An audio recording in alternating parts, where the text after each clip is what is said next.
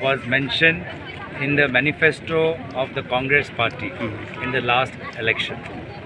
So it is a commitment of the Congress party because it has been mentioned in our manifesto, and at the right time when we have the sufficient power and public support.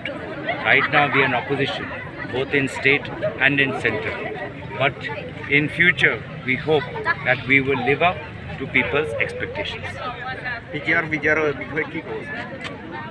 বিজয়াৰ দখল কৰিছে বিজেপিয়ে বিভিন্ন জিলাত তেওঁলোকৰ মন্ত্ৰী বিধায়কে পালি নেতাই বিজয়াৰ দখল কৰিছে, কিন্তু তেওঁলোকৰ ওপৰত কোনো একশ্যন নহয়। একশ্যন হয় দুখীয়া মানুহৰ ওপৰত, খিলঞ্জীয়া মানুহৰ ওপৰত, ট্ৰাইবেল মানুহৰ ওপৰত। তো এই অন্যায় বিৰুদ্ধে আজি কংগ্ৰেছ দল যুঁজিব আৰু ৰাইজে যিদৰে সমৰ্থন আমাক দিছে কংগ্ৰেছ দল জিকিব এই কথাটো নিশ্চিত। আপুনি আটালিকা পৰিদৰ্শন কৰিছিলে, এই আটালিকাটোৰ বিষয়ে কি ক'ব? এই আটালিকা বুলি কৈছিলে যে আপুনি কাৰোবাৰ নাজানো ইমান ডাঙৰ দেখি মই ইনষ্টাগ্ৰামতে দেখিছোঁ। তাৰপিছত যেতিয়া আজি আমাৰ গাড়ী সেই ঘৰৰ সন্মুখৰ পৰা যাবলৈ আৰম্ভ কৰিলে তেতিয়া মই গাড়ীখন ৰখালোঁ। ময়ো নিজে অলপ নিজৰ ইনষ্টাগ্ৰামৰ কাৰণে ৰাখি থৈছোঁ।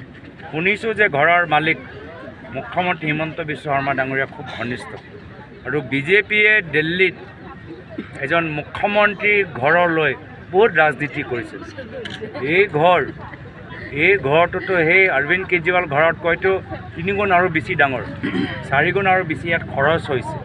তো এই ক্ষেত্ৰত বিজেপিয়ে কি কৰিব মই জানিবলৈ বিচাৰোঁ।